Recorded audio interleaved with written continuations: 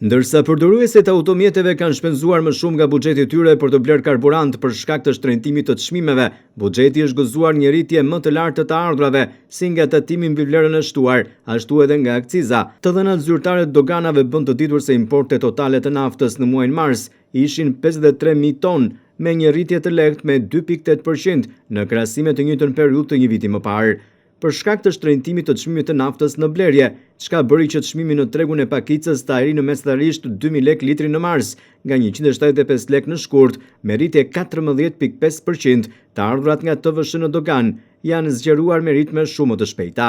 Në mars, të ardhurat nga TVSH-ja mbi naftën që mblidhen në dogan arritën në 1.93 miliard lekë, me një rritje prej 22% ose 359 milion lekë më shumë. Duke zhveshur nga efekti i rritjes së importeve prej 2.8%, të ardhurat shtesë vetëm nga shtrëngimi i çmimeve në mars ishin rreth 320 milion lekë ose 3.3 milion euro. Kjo është e ardhura shtesë nga vetëm TVSH-ja e mbledhur në dogan, që llogaritet mbi çmimin e blerjes plus taksat. Më pas, sipas operatorëve, këtij çmimi i shtohen shpenzimet e operimit dhe fitimit, që janë minimalisht 5 lekë për litër tek shumica dhe 18 lekë tek pakica, mbi të cilat llogaritet TVSH-ja. Si rrjedhoi në çmimin final, vlerës së mbledhur në dogan i shtohen dhe rreth 30%, pra shumë e paguar, TVSH shtes vetëm nga rritja e çmimit në mars, që ishte 4.3 milion euro. TVSH është një taks mbi konsumin që përfshihet në çmimin final të produkteve dhe shërbimeve, vendon se mblidhet e derdhet në shtet nga prodhuesi ose tregtuesi, në fund i kalon konsumatorit përmes çmimit që ai paguan.